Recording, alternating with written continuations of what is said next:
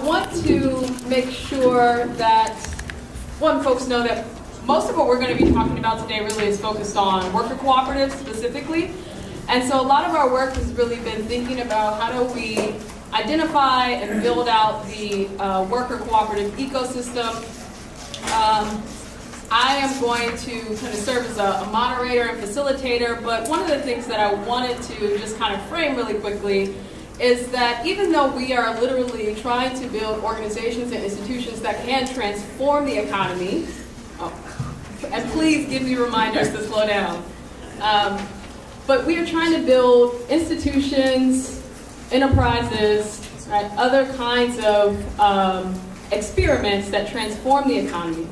Right? Sometimes there is a need to think about how do we actually reform certain laws and policies that we have to engage on one level or the other, either in creating these kinds of institutions and really making sure that they are sustainable and successful.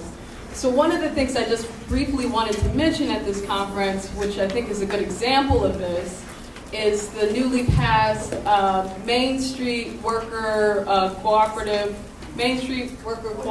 Act. Yeah. Is that right? Yeah. So this is a law that was passed by Congress about a week and a half ago now.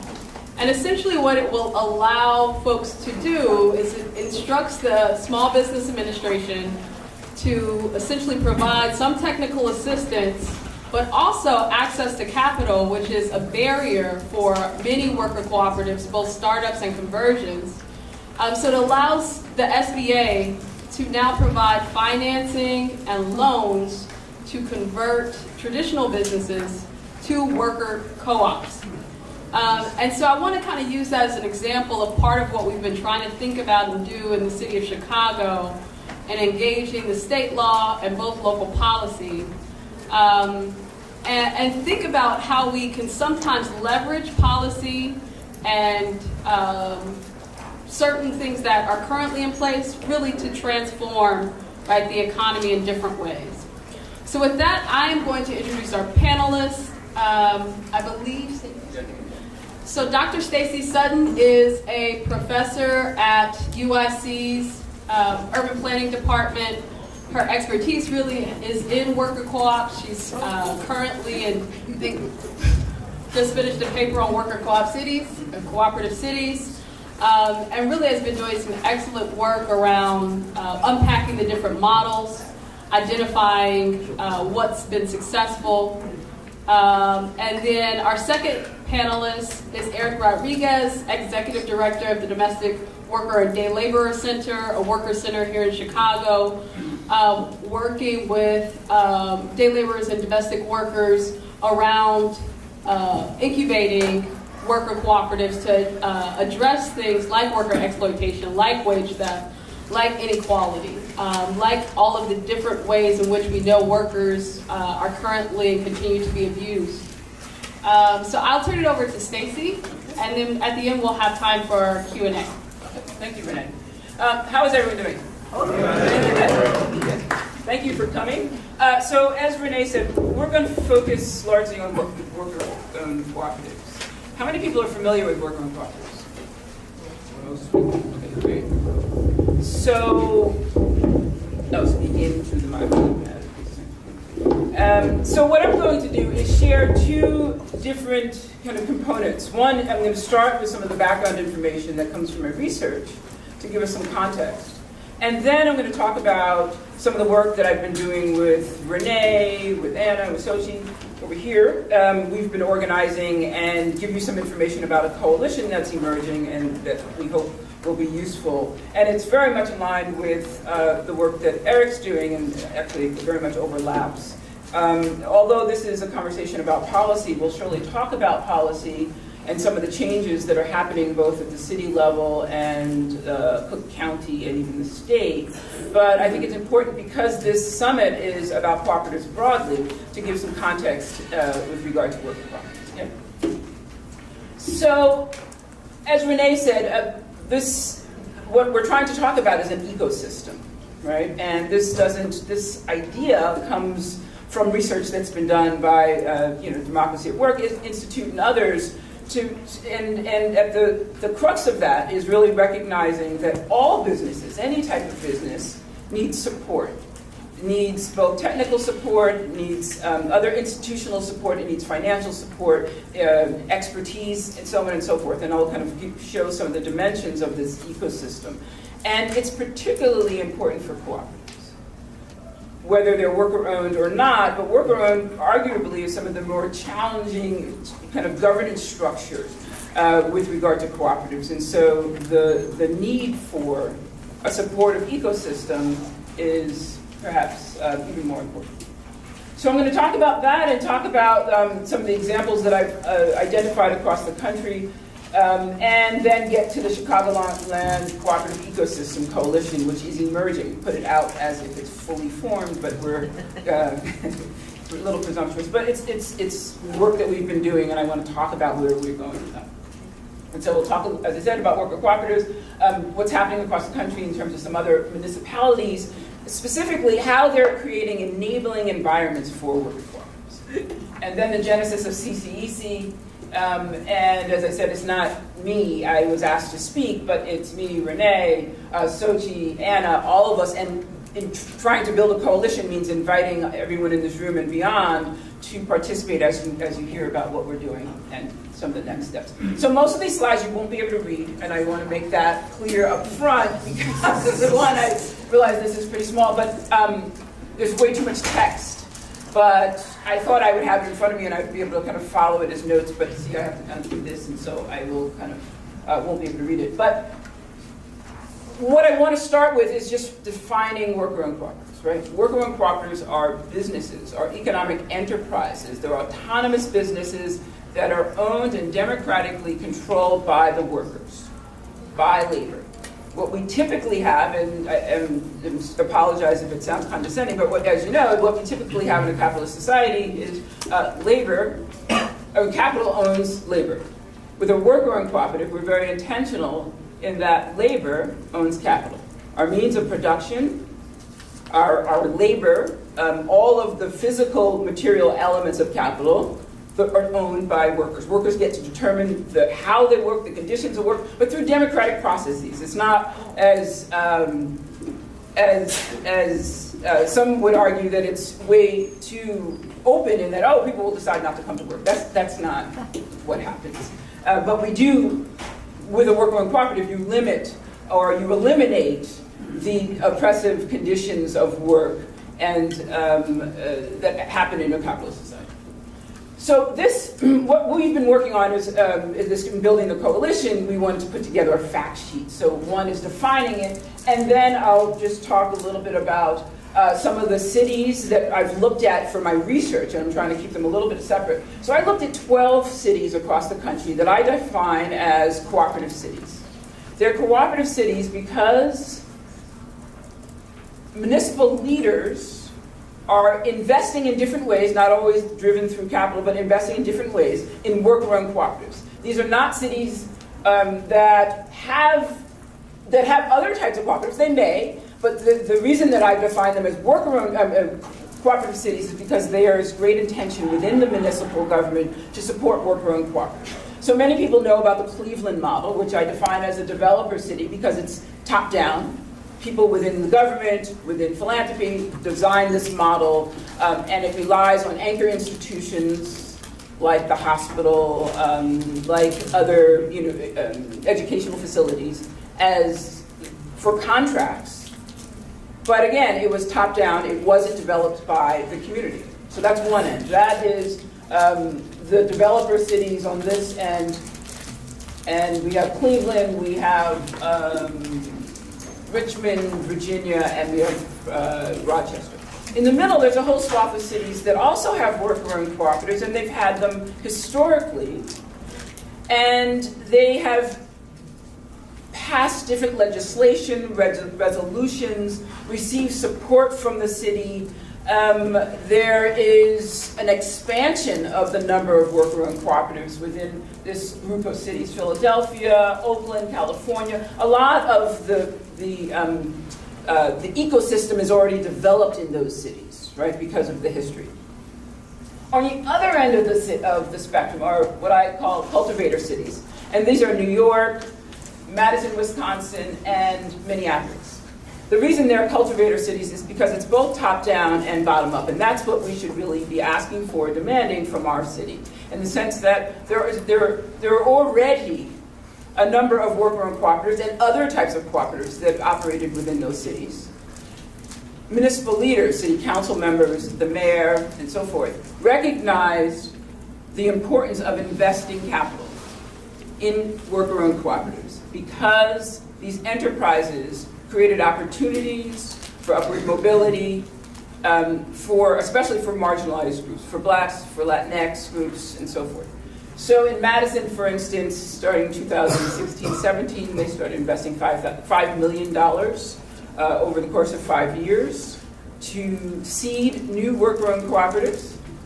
In New York, they've invested, I think now we're starting year 4, but it started with 1.2 million, and then it was 2-point-something million, and now it's 3.2 million, in cultivating the ecosystem, investing in the technical assistance, the consultants, the kind of indirect resources that cooperatives and businesses generally need, right? And so the primary difference between these two groups, is that they're putting a lot of capital in. They're doing the building public awareness about cooperatives and the importance of cooperatives generally, but worker-owned cooperatives more specifically. Whereas the endorser cities, they haven't put as much capital, but they're doing a lot of the other things. I'm going to skip this because it would be impossible for everybody to see that other slide. But essentially what I was doing there is breaking down. So it's one thing that these cities are doing things, it's what are they doing? And so I started to identify the different types of legislation, the different policies, and the tools that they're using within cities. And the reason that's relevant for this is because when I presented it at some point, someone saw it and said, well, where's Chicago? I said, well, you know, it was kind of like, well, there's a lot of cooperatives, and they're worker-owned cooperatives here, right? We have a New Era, we have, it's happening, but what is the city doing, right? What is the state doing? What's Cook County doing? And that then was the genesis of the Chicagoland Cooperative Ecosystem Coalition being formed because Renee and I presented to Cook County commissioners in like February for the first time, the Social Innovation Committee. And they were very excited. They said, we need to be doing something. We need to get on that list. That's the thing about cities, right? They are very competitive. Right? Like, if you're not on the list, we need to get, what are they doing? And how do we get on that list, right? And we're like, well, okay, we can work with that. let's tell you what you can do. So we've been working. And after that presentation, Anna, I don't know if Anna's here. Where's Sochi? She was here. The four of us started working together and developing ideas and developing a resolution as well, and proposing to the Cook County and then to the city what they can be doing so that we can support worker-owned cooperatives. And the premise is this ecosystem model, which is not our model per se, but it's a logical model. The Democracy at Work Institute has, I think it was the first to kind of put out a paper. And there are different elements that are really important. Right, essential elements, the technical assistance, building public awareness is on there, building an environment that legitimizes and popularizes worker-owned cooperatives. You know, accelerating growth, developing policy, research and policy is a critical component. So in terms of our work in terms of CCEC, we presented the resolution as well as what we envision for the next 3 years to Cook County commissioners, right? And so the resolution, are you going to talk about the resolution? You can talk collectively, okay. So we can tell you some of the dimensions of the resolution. But in terms of CCEC, it's a coalition. The four of us don't make the coalition. We were just kind of designing some of the elements. What we're trying to do now are bring in folks within any of the actors that could be part of an ecosystem. Right, the technical assistance providers, the cooperative developers, researchers, policy folks. Obviously, the cooperatives themselves in terms of helping us understand what is needed on the ground, and so on and so forth. So we're making a call to come to a meeting where we can start to really formalize this coalition. we received a very small, very, very small, did I say very small? It's really small, grant from, just put it out there, be transparent, because we're all cooperating, but it's really small. But it will allow us to hold the meetings, right? At least get together, have a soft drink at best, and talk about what a coalition could be or should be within Chicago and Cook County. And so these are the 7, there shouldn't be another one, but that should, I think, the 7 things that we articulate in the proposal. Developing an ecosystem, mapping what exists, identifying the gaps, raising public awareness, right? Some people know of cooperatives, they don't know of worker cooperatives. There are a lot of people that don't know anything about cooperatives, but more importantly, what I learned in the other cities, it's not just public awareness, it's within the cities and municipalities, workers, whether you're at an SBA or some other organization that provides support for small businesses, they don't know how to deal with cooperatives when they come in, right? So public awareness is a broad kind of set of things that we think need resources and attention. Developing tools for worker-owned cooperatives and but primarily for the technical assistance providers, and so on and so forth. So those are the things that we proposed, but again, it starts with building this coalition, bringing people together and figuring out what do we really need and to move forward. Our logic was really based on this idea that there are resources in the city already, but they're very siloed and they're kind of ill-fitted for cooperatives, and especially worker-owned cooperatives. And so what we hope to do is build this ecosystem that has all of these components. At the center are worker-owned cooperatives, but all of the components are there. Policy research, finance, legal assistance, business and technical assistance, education and training, and then of course the worker-owned cooperatives. And so I'm proud and excited to say that at least the commissioners are very excited. They've been very supportive, especially on the Social Innovation Committee. We still have a long way to go, but we've received a lot of at least rhetoric so far in terms of support, right?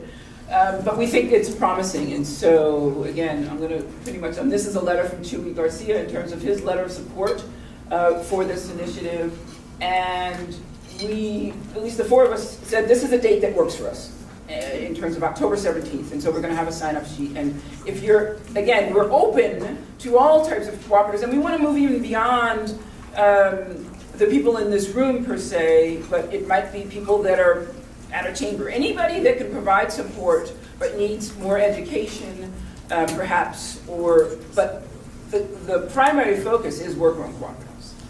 Again, there are resources for other types of cooperatives, but we've found fewer resources for worker cooperatives.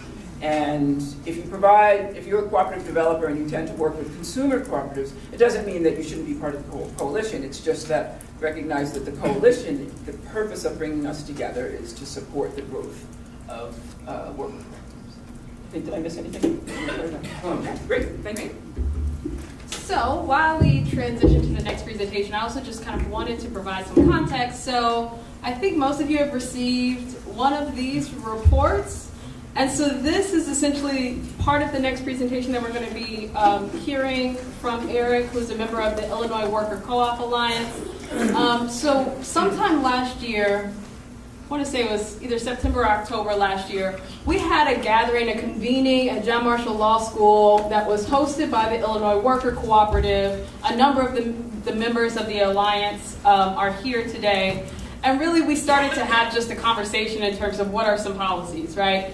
And so part of what I want to make clear is it's really exciting in part because I think a lot of work that people have been doing for a while right now is starting to converge. So after that convening last year, essentially what we did in terms of stakeholders that were there, we did interviews with folks who are currently members of worker co-ops. We did interviews with folks who are stakeholders and provide different types of technical assistance. We started to try to map more or less what currently exists in terms of worker cooperatives in Chicago, and essentially this is the product of that. And so from there, part of our presentation to our most recent presentation to the Social Innovation Commission of Cook County was really presenting this, but then also the work that has been happening around building a larger coalition that Stacey just presented on. So I kind of just wanted to provide that context. Eric's going to talk more about the Alliance, the report, and then hopefully we'll have a chance to have Q&A. Thank you. Hello, everybody. Hello. Let's see if I could stand over here. Just so I can see better the notes.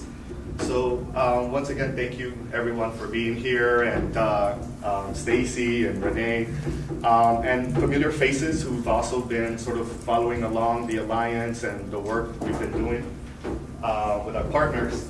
And so the presentation I'm going to share with you is also, like Renee mentioned, what was presented to the County Commission. Thank you so much. And I think it's important, in case there's a lot of information that we all know, like what is a worker co-op, but I'm going to share it quickly just so that you see what was put on record, at least for them. Like they can't be like, oh, we don't know what this is, and we see feet being dragged and things not moving along, right? Like this, at least you see what was presented to them. I recognize where the question was made, who knows what worker cooperatives are. So once again, I'm Eric Rodriguez, Executive Director of Domestic Worker and Day Labor Center of Chicago, one of now like 11 or so worker centers. Do folks know what worker centers are? So it's basically, I like to kind of point it out, it's almost like what the unions were doing early, like in the late 1800s when they were starting organizing Eastern Europeans and sort of trying to improve conditions. It seems like we're in a cycle again, right? Where what called the new economy, this temporary service, temporary worker type of economy that is ever growing. And so what we have is these economies and worker sectors that are not regulated, right? These industries, and it's like the Wild West in some cases. And some we still see the legacy of slavery.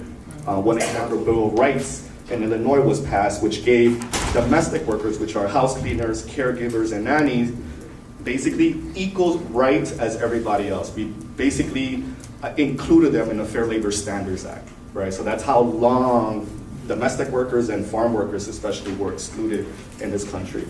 And Illinois at that time in 2016 was only the 7th state to recognize these domestic workers as workers. And this is the industry my mom was in. As my dad was a day laborer, my mom a domestic worker, undocumented. So growing up, I saw those type of hardships. So worker centers sprung up here in Chicago in 2001 out of pure necessity, survival. These domestic workers, especially in the temp industry, facing sexual harassment, wage theft, a lot of labor issues. Unions, the Department of Labor, attorney generals, private attorneys, nobody knew how to handle those situations because they're like, who's your employer? Is it that staffing agency or is it the warehouse that you're being sent to, right? So all these things. So, and then on top of that, we have the immigration issues. Many of them were undocumented. So over the years, like the past decade or so, these worker centers sprung up in various different sectors, from street vendors to formerly incarcerated, to the temp agency, to the day laborers who stand at the Home Depots that you might see, right, or particular street corners, the domestic workers, restaurant workers, warehouse workers, taxi drivers, right? And so all of these sectors sprung up, organizing and starting the worker centers. We also had to sustain our work and the organizing work, and we had to learn the nonprofit game, the nonprofit world, the world of foundations and grants, and that's how we were sustaining these programs and being creative and talking in their language about our work, right? When we started the Albany Park Worker Center in 2004, which was the very first hiring hall in Illinois or in the Midwest for day laborers, imagine talking about that with foundations, and especially very conservative foundations, about what these undocumented workers connecting to with employers, So many of the worker centers have been fairly successful in sustaining their work, but we've hit a limit. The other thing is that we're seeing around the country is the attack on worker centers. Recently, with this administration especially, we had the business chambers, the business associations federally questioning the 501c3 status of worker centers, saying that we're a front for unions, that we should be seen as unions, even though we're not, and we don't work as unions. We have a different approach in our organizing work. We use a lot of the popular education model, Fiere, really recognizing the collective knowledge in the room of workers. So I give you all this context because this is how the Illinois Worker Cooperative Alliance also was born. Many of us come from the worker center movement, and we wanted to figure out what is the future of our sustainability of work. With unions, even though it's being attacked, they had membership dues. As worker centers, organizing these growing, ever-growing labor sectors, we're depending on grants with foundations. And if you follow the trail, sometimes you get to the end and you see, oh, okay, so at some point we have common sort of overlap of those who might be creating the conditions in our country, right, who are also providing the grants to a lot of our organizations. So we wanted to be more self-determined, sustained for the future. And many of us a few years ago started exploring worker cooperatives. And our movement of domestic worker and day laborers, we started with, you might have heard it, Cafe Chicago, which for a time lasted about 3 or 4 years, was a local coffee roasting cooperative, specifically by day laborers and domestic workers who partnered with women who owned and had their own cooperatives in Rwanda, Africa, Nicaragua, and Chiapas, and we would solely buy beans from them and roast them here in Chicago. And dark matter played a big role in housing us, and we housed our roasting machine there, and we grew. So with establishing the very first hiring hall in the Midwest for day laborers, where they collectively come together and promote their skills instead of being out on the street corner. And then you have us exploring Cafe Chicago and this cooperative stuff, that planted seeds in our heads as a movement, as an organization. And we became more and more intentional in approaching our work with projects like that. So really quickly, this white paper that Renee was talking about, that was created collectively, we're building off the work that Stacey and many others have done already. This is not new or fresh, or there's a couple of just recommendations and concrete steps taken by the Alliance. But it's all about coming together, putting the pieces together.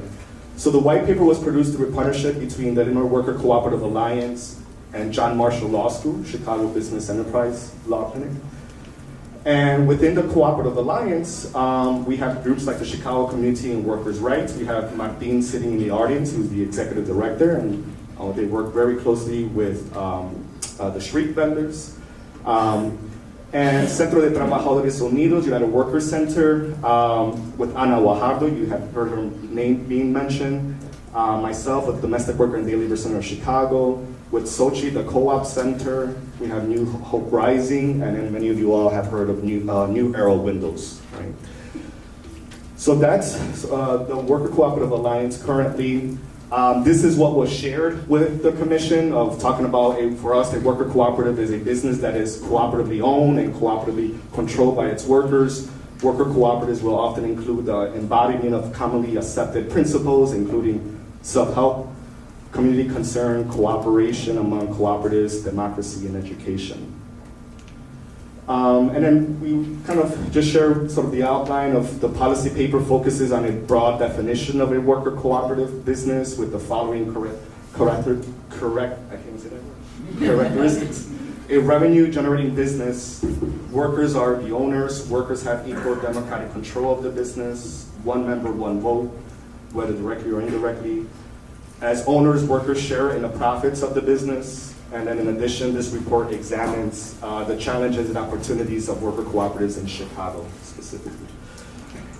So some numbers that I'm sure have been shared in other ways. U.S. worker co-ops by the numbers, and again, I'm sharing this because this is what's shared with the commission.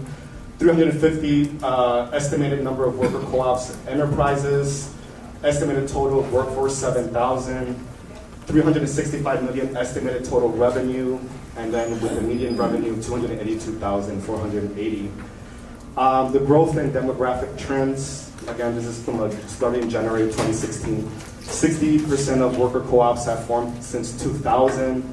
31% of worker co-ops have formed since 2010, and 60% of new worker owners since 2010 are people of color, and 68% of total worker owners are women.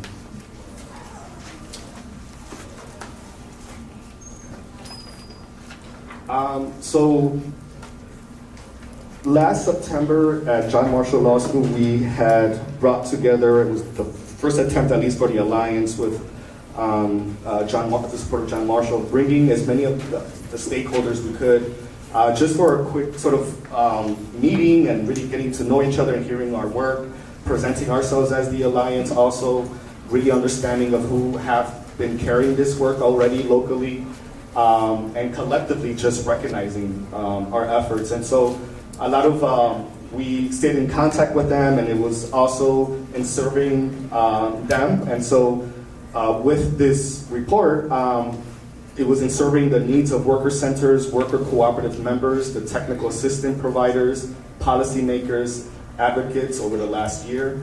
And Illinois Cooperative Worker Alliance has identified several gaps and silos of worker cooperative ecosystems in Chicagoland area. All right, so we already shared this. The key findings, it was sort of the numbers that I had shared there a little earlier. But here we go to the key parts of what was sort of shared with, and this is the final slide, with the commission.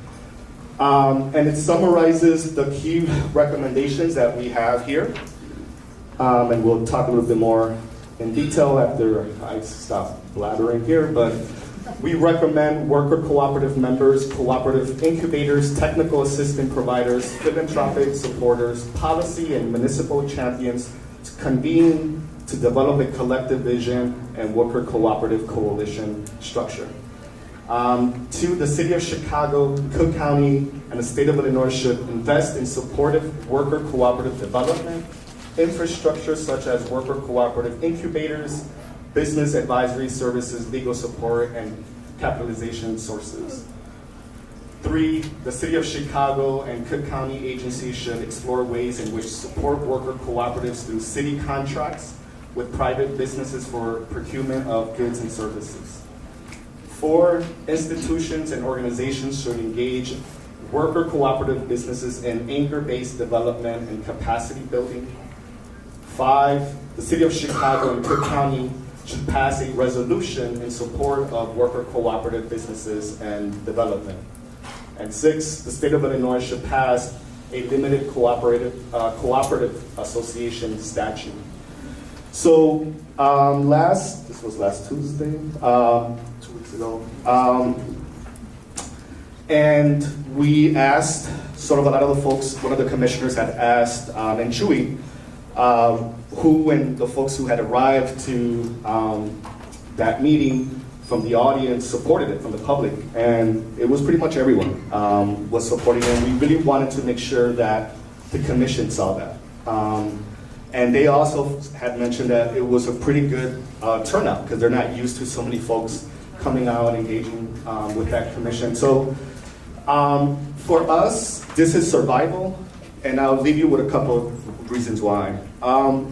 For a day laborer who's out there on the street corner, one of the 8 street corners in Chicago can range from 50 to 200 workers at a time waiting for work. They're out there 7 days out of the week. We know Chicago weather, they're out there year round, right? We're out there outreaching with them and organizing with them. And according to a couple of studies that we've been a part of with UIC and UCLA, just as far as wage stuff, you know, the epidemic of people not being paid their wages in many industries here in Chicago specifically, here's the statistics for you. $7.2 million of unpaid wages on a weekly basis in our city. When you combine all these industries, especially when I'm talking about the new economy, right, where it's still very unregulated. So for a day laborer, according to a national study for day laborers that we participated in, there's a 66% chance that that day laborer won't get paid what he or she negotiated originally on that street corner. 66% chance. And then we saw the Midwest region being the worst region to be a day laborer as far as health and safety. as far as what they average with accidents and death in construction. And the stories we've heard, right, and seen and have dealt with. So for us, it's survival because when I go to the street corner and there's a worker, he's out there waiting, right, a good week for him, if he's standing out there 7 days, is being hired 3 times. And then you have those statistics I just shared, right? They're dreaming. They're coming here because they had a certain career or work. They were forced here. Nobody wants to leave their home or their country. There's economic reasons, political reasons why the folks have to go through all that trauma, right? And I lay out the list of trauma, starting from them leaving home, the family, the journey, surviving here, going through the statistics I just shared with you, which are not all of them. But they still dare to dream and have ideas of a business, of working collectively. And I can't wait for the day where we go, hey, compañero, right, in Spanish, comrade, compañero, you know that idea you have? We could make it real, right? Let's get involved. We're getting all these acts. What we're asking here is for them. That's an example of the community that we're fighting for, and we're trying to connect, right? So I leave it there, and we look forward to the conversation. Thank you.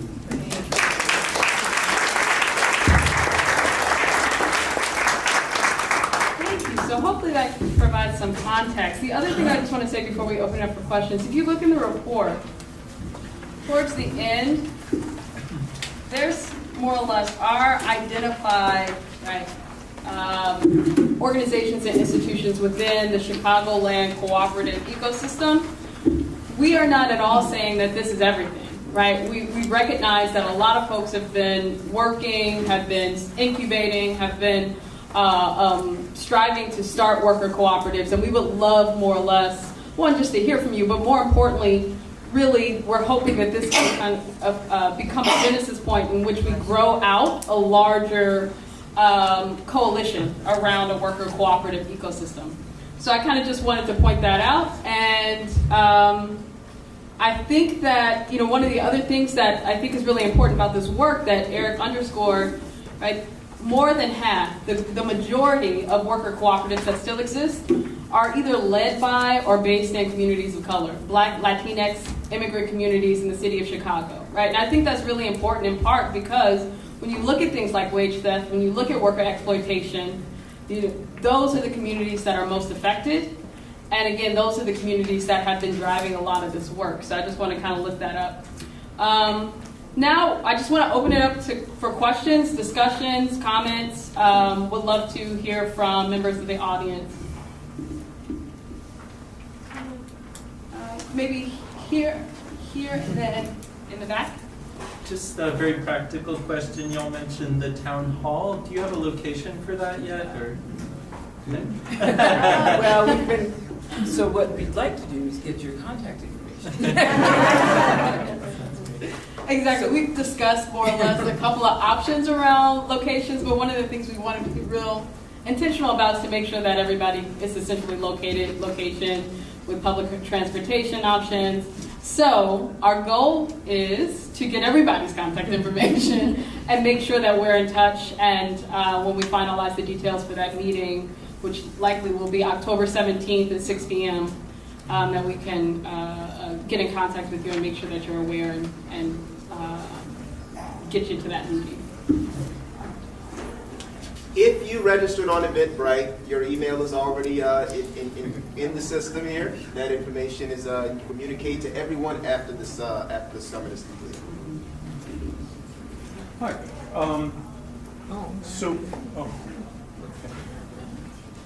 So a lot of co-ops come out of young people trying to self-organize. Right? And I have a particular thing here.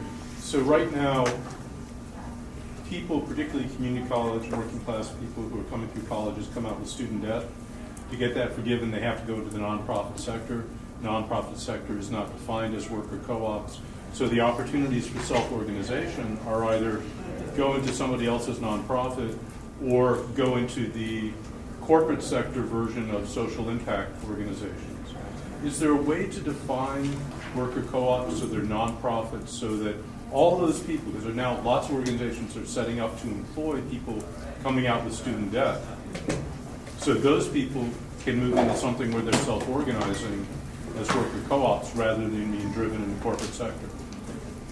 So that's a challenge, particularly if you're talking about an act that might redefine someday. I don't know. That's good. I'm one of those students. Two things. One, yeah, I mean that, and I'm not sure if you've thought of that or a little bit. I'm sure Renee.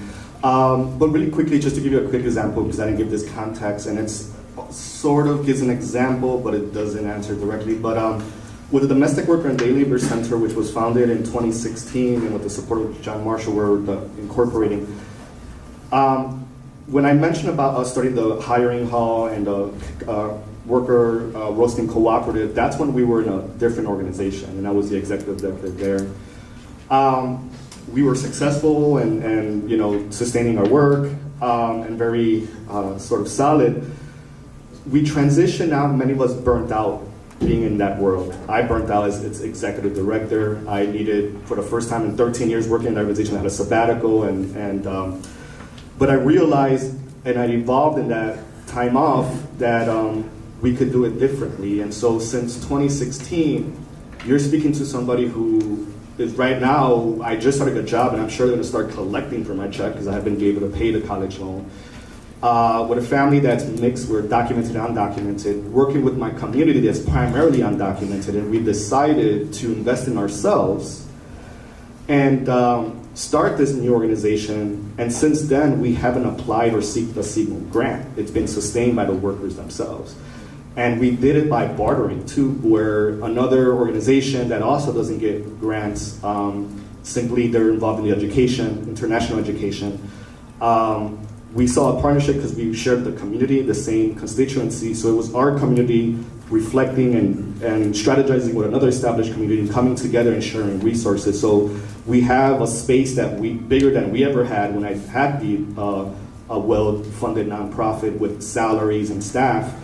And the spirit within the organization is completely different because our community knows and can feel the dynamics when you're organizing in the community between I'm the member paying dues, you're the paid organizer telling me to go to that march, you have that salary, I have to take time off work to go to that march. So it's just like understanding the dynamics and that we create even in a nonprofit world doing the social justice work, my goodness. And it hit me hard as soon as I did it this way, like, whoa, okay. So for me, I just share that because we are a community believing in ourselves. We understand we have debt, we have all this, and we're all surviving with our gigs and little work. But we have this mid to long-term goal of creating a self-sustained business organization and our businesses, right? Our cooperative businesses sustaining our work, right? Instead of grants and spending our time writing the grants. I just want to say one thing. So that was a really powerful story, but we can have a worker-owned cooperative that's not for profit, so it could be a not-for-profit. They don't have to form as a profit. So that's one. And the other thing that I didn't mention, and I think it's important, because although I was studying the municipal role, the end of the paper is the cautionary tale in terms of how much power should the state have, right? Cooperatives as a movement historically has been a movement because the conditions have pushed people to seek alternative economic structures, right? So when the state steps in and allows, enables, and facilitates this, it creates for an uncomfortable relationship often with any movement. So the point being, what other laws should we change to make everything so that they can regulate more? Yeah, and just to add to that, I think, so in the state of Illinois, there's nothing stopping a nonprofit. You can organize or incorporate as a nonprofit and be a cooperative. There's nothing that prevents a cooperative from doing that, right? The main thing is really the distribution of profits or additional revenue that they bring in. So one good example is Chi-Chi-Co, which is actually in the ecosystem. So that's the Chicago Child Care Collective. And one of the reasons I really want to lift them up, in part because they often partner with co-ops, right, or with other social justice organizations to ensure that folks can or have childcare while they do their organizing work or while they actually are coming together. So it's absolutely, possible. I think, as Eric said, I think part of this work is really being free to organize politically the way that you want to, and doing that by owning your job, not having to worry about not being in the nonprofit space and be susceptible to what we know are the pressures of the nonprofit industrial complex, whether that be from the philanthropy community, or whether that just be generally in terms of trying to get federal or government grants. So in the back. Hi, thank you all for all your work on this. I kind of have two questions. You don't necessarily have to answer them both. But I guess the first one is was there a strategic reason behind kind of presenting to Cook County versus the city? Are there plans to present to the city, et cetera? And I guess I just would be curious to hear more about, you've touched on it already, but just kind of coming up with like a recommendation sheet to the city regarding co-ops that aren't necessarily worker, or maybe it's a hybrid. So, farming cooperatives, food cooperatives, housing cooperatives, and like kind of this youth cooperative idea, which I think is interesting, but, there could be a lot of complication in there in terms of, are you building something where young people are considered workers versus fellows or interns or what have you? I'll just start with the first question because it's an easy answer. And as I said, I was presenting just a formal paper, and it happened to be that one of the commissioners was in the room, the Cook County commissioner, and invited me, and then I invited Renee to present to the commission, the Social Innovation Commission. And although I'm not in Chicago, and I've learned that the Social Innovation Commission is perhaps more progressive than the rest of the commissions and much of the city. But there is a plan to extend to the city, and there are certain actors that we're in conversation with already, and we will kind of present and expand. But we started there because they invited us in. They said, hey, let's do this. Okay, I think we have time for 3 more questions. So in the back here, and then in the front. So you want to? Yeah, how is the Main Street Act going to impact CCEC since it's brand new, 2 weeks old? And who would have thought it ever came out of this Congress? That's the running joke. So what I'll say is that, okay, so the Main Street Worker Ownership Act, right, is only for conversions, right? So one of the obstacles that is identified in the report really is access to capital. And so much of that is all that much more difficult for startups, for startup worker co-ops.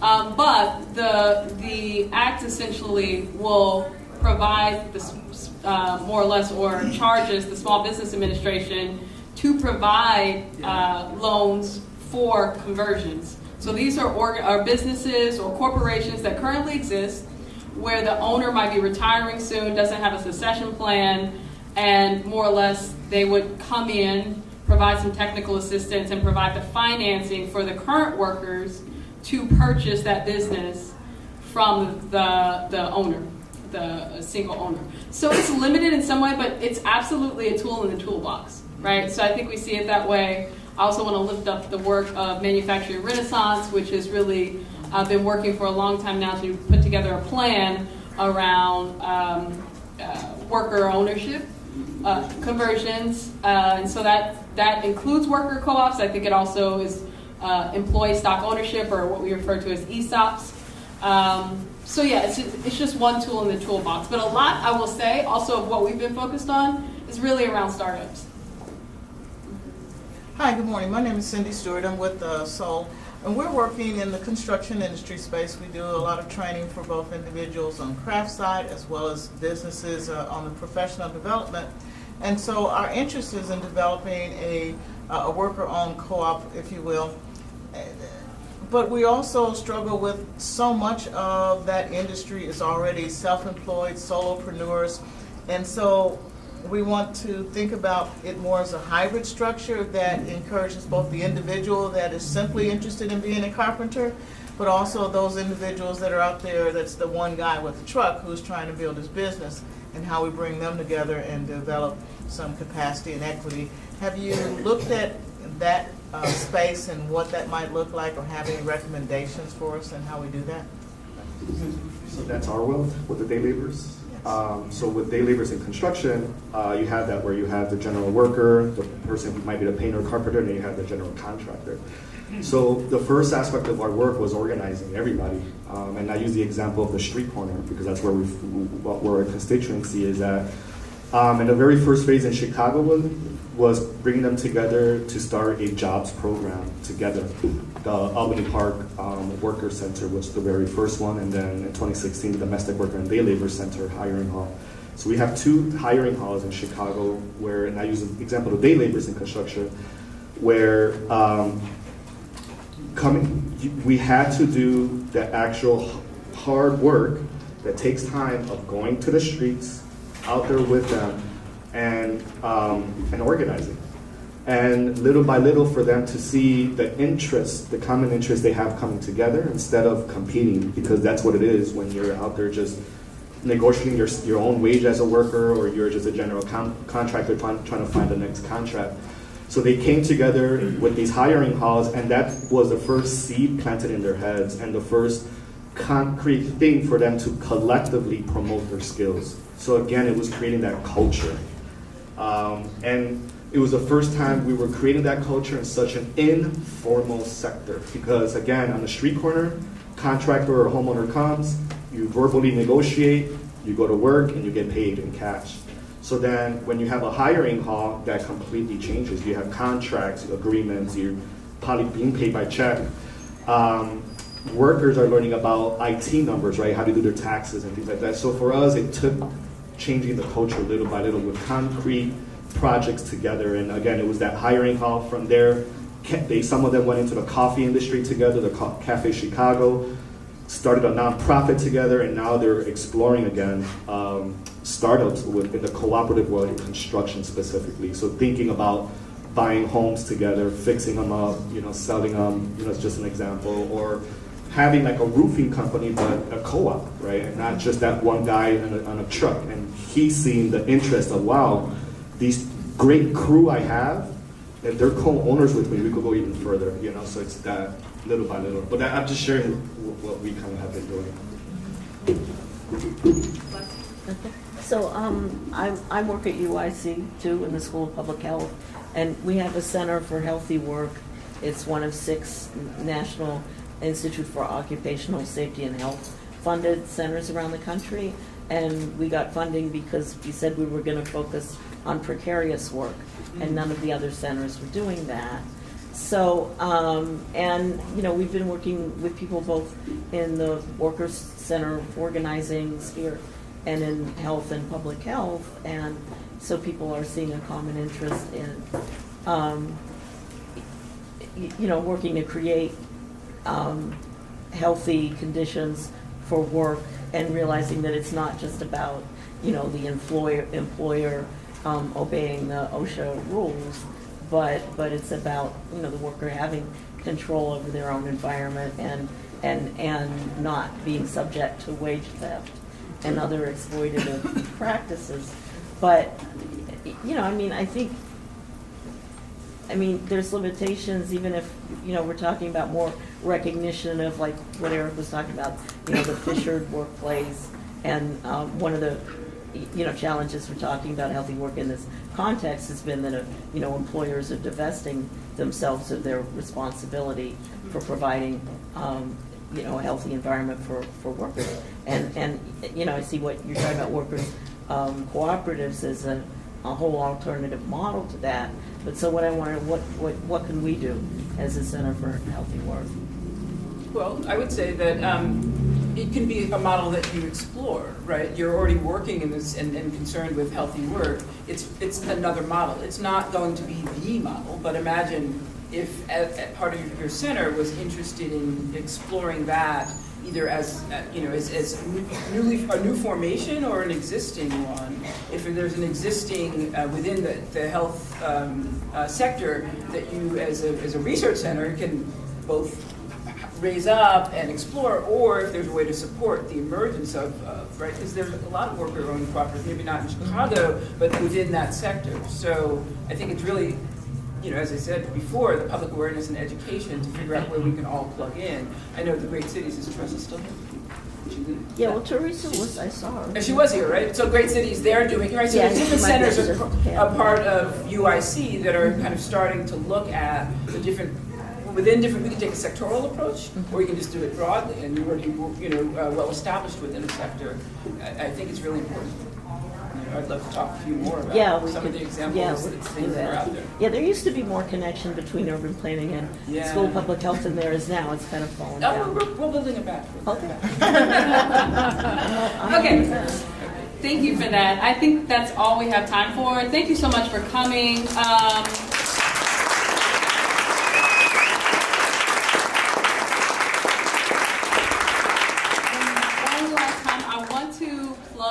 Our next convening, which really is the next step that we see out of all of this work, really. So that's, again, October 17th.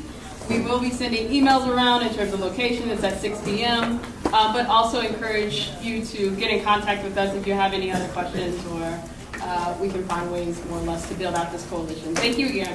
Are the presentations shareable that you have that we can see? Eventually, we'll have the video will be distributed.